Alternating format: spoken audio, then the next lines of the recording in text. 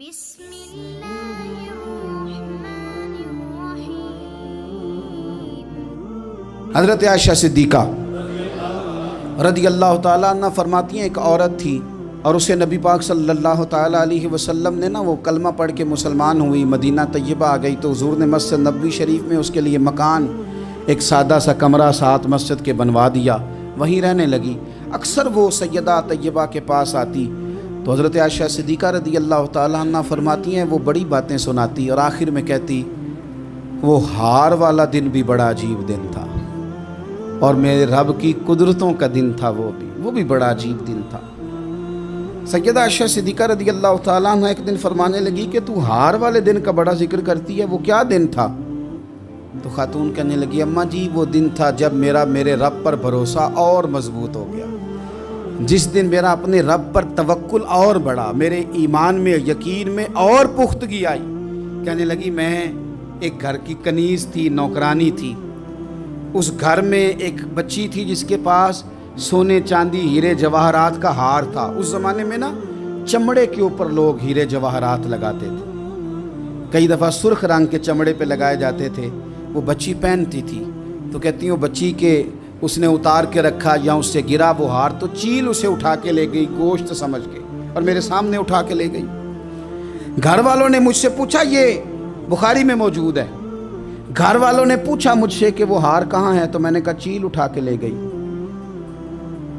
گھر میں کچھ چوری ہو جائے تو سب سے پہلا الزام کس پہ لگتا ہے؟ ملازمین پہ۔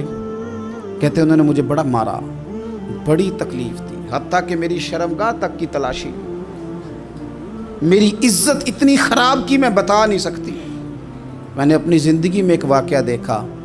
ایک امیر گھر میں چوری ہو گئی، ملازم کو اتنا مارا کہ وہ چارپائی پہ پڑ گیا،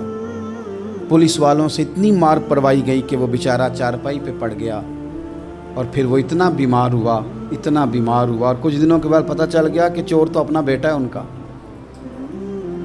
پھر اس کا انتقال ہو گیا۔ اب وہ سیٹھ صاحب اور گھر والے آ کے مرنے والے کے کان میں معافی مانگ رہے ہیں، کان میں۔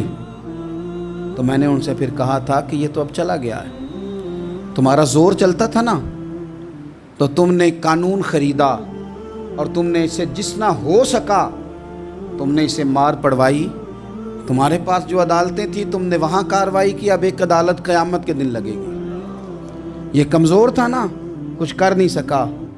میرے نبی پاک صلی اللہ علیہ وسلم نے فرمایا سن لو،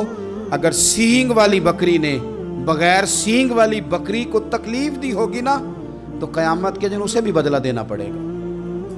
کہ تیرے پاس سینگ تھے اور تو نے اسے مارا تھا۔ وہ خاتون عرض کرتی ہے سیدہ عائشہ کی خدمت میں کہ مجھے بڑا مارا، مجھے تکلیف دی، میں کہہ رہی تھی کہ میرے سامنے چیل لے گئی ہے پر وہ نہیں مان رہے تھے، اماں جی انہوں نے مجھے بڑا مارا۔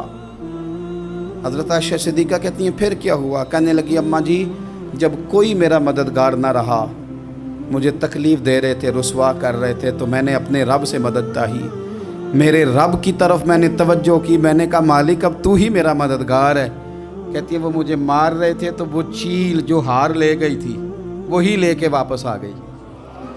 اور ہمارے سروں کے قریب لا کے اس نے جب اس ہار کو پھینکا وہ مجھے چھوڑ کے سائیڈ پہ ہوئے، وہ میری بے گناہی جان گئے، لیکن آپ کو بتاؤں اس دن سے میرا اپنے رب پر یقین اور بڑھ گیا۔